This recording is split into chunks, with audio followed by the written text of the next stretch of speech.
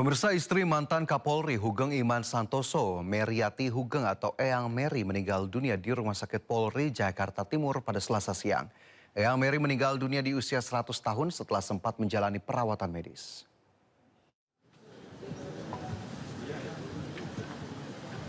Meriati Hugeng atau Eyang Mary meninggal dunia di usia 100 tahun setelah menjalani perawatan intensif di Rumah Sakit Polri Kramat Jati.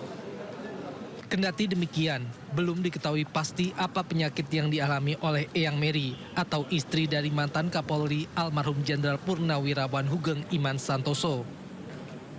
Sejumlah pejabat Polri hadir, antara lain Kepala Rumah Sakit Polri Brigjen Pol Prima Heru, Kapolres Bogor Kota Kombes Pol Rio Wahyu Anggoro, dan pejabat lainnya. Jenazah saat ini disemayamkan di rumah duka di wilayah Pesona Kayangan, Kota Depok. Dari Jakarta, Rizky Falufi, iNews melaporkan. Kapolri Jenderal Listio Sigit Prabowo melayat ke rumah duka Meriati Hugeng, istri dari Jenderal Purnawirawan Hugeng Iman Santoso.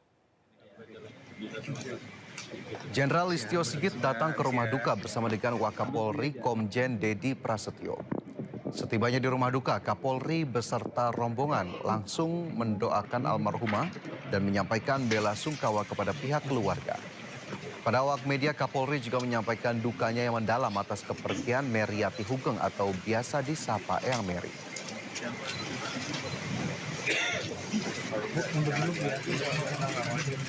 Selaku Kapolri mewakili keluarga besar Polri dan juga seluruh Bayangkari mengucapkan duka cita yang mendalam atas berpulangnya Eyang Mary Hugeng. Saya kira selama ini kami berhubungan cukup baik, cukup dekat. Dan selanjutnya pemirsa, kita lihat kondisi terkini di pemakaman Giritama Tajur Halang, Kabupaten Bogor, dan berikut laporan langsung dari rekan Henry Aprilia.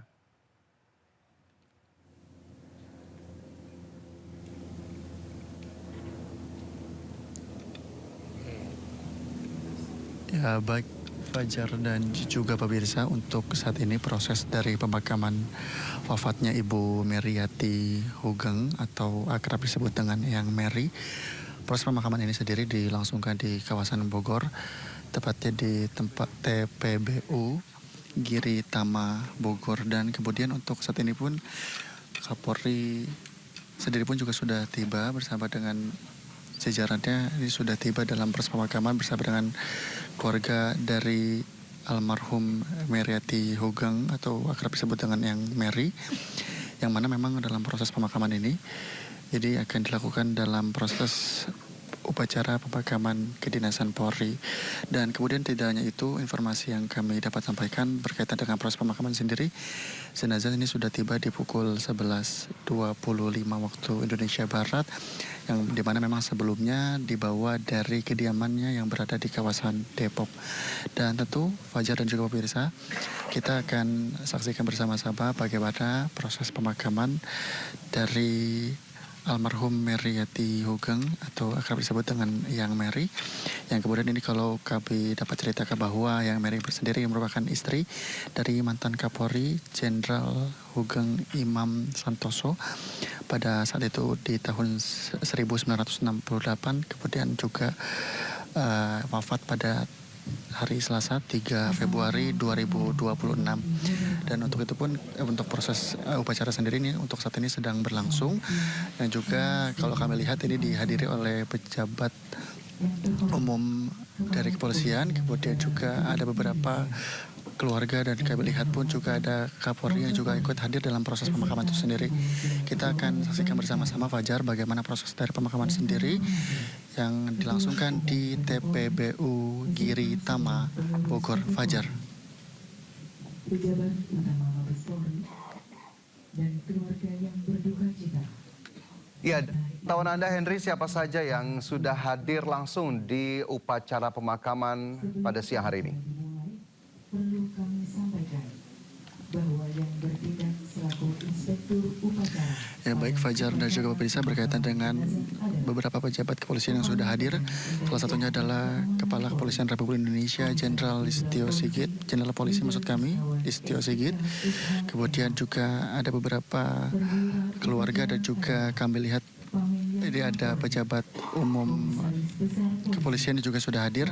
Namun sekiranya beberapa pejabat lainnya kami belum memantau siapa-siapa saja yang sudah tiba. Namun yang kami lihat pandangan mata kami sekiranya ada Kepala Kepolisian Republik Indonesia yakni Jenderal Polisi Listio Sigit. Sementara Fajar saya kembalikan ke Anda di studio. Oke, dari informasi terakhir, Henry, kami mengetahui bahwa almarhumah wafat di Rumah Sakit Polri. Apakah sudah ada informasi terkait dengan sakitnya dari Eyang Mary atau penyebab dari wafatnya Eyang Mary?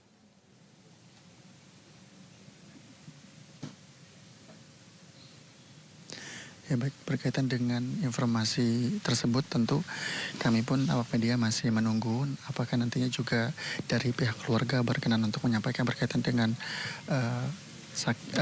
penyebab dari sakit apa yang diidap saat proses dari, maksud kami sakit apa yang dialami oleh almarhumah. Kemudian juga untuk saat ini pun kami masih menunggu apakah nanti juga pihak keluarga dan juga dari kepolisian sendiri dan ini dari Kapolri akan menyampaikan hal-hal berkaitan dengan penyebab dari kematian ataupun wafatnya dari Ibu Mary ataupun akrab disebut dengan Eyang Mary. Sementara Fajar.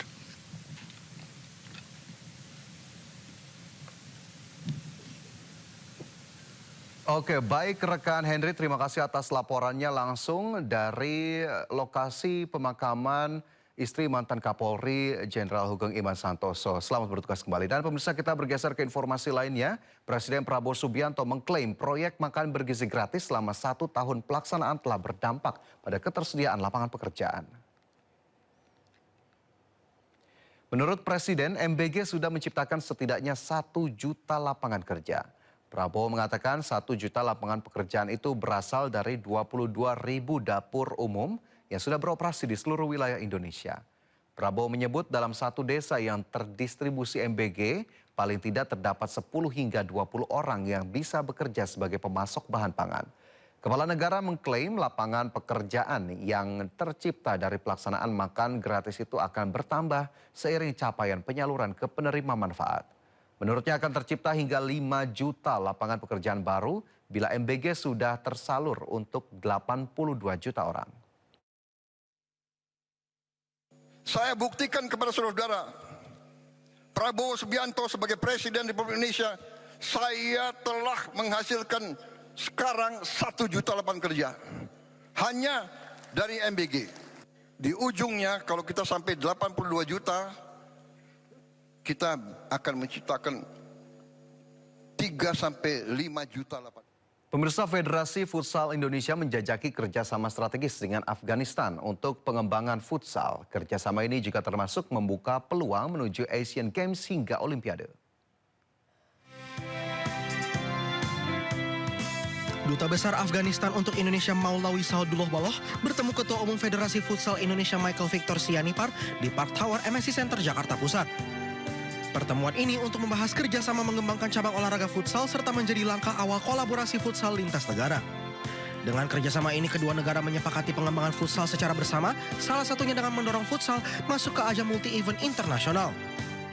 Bahkan kita bicara bagaimana futsal bisa kita dorong untuk masuk ke Asian Games. Kita bicara soal pertukaran-pertukaran antara Indonesia dan Afghanistan. Karena Afghanistan punya banyak pemain yang luar biasa.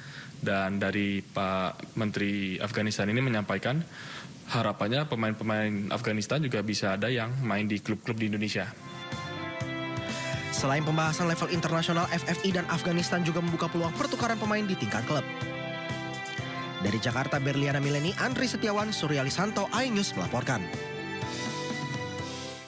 Pemirsa, diduga terpisah dari rombongannya, seekor lumba-lumba terdampar di hutan mangrove kawasan pantai Kurikedi, Kabupaten Maros, Sulawesi Selatan.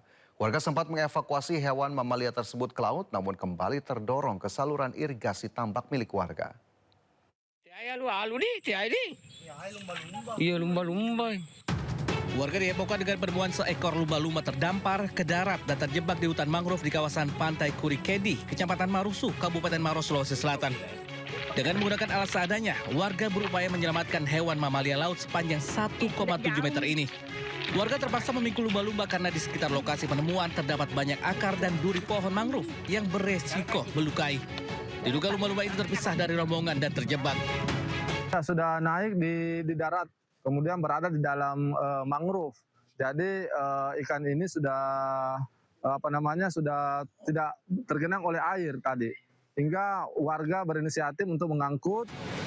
Lumba-lumba kemudian dievakuasi ke tambak milik warga untuk dilakukan karantina sementara serta pemantauan kondisi kesehatan di bawah pengawasan Balai Pengelola Kelautan. Dari Kabupaten Maros, Sulawesi Selatan, Wahyu Ruslan Anyus melaporkan.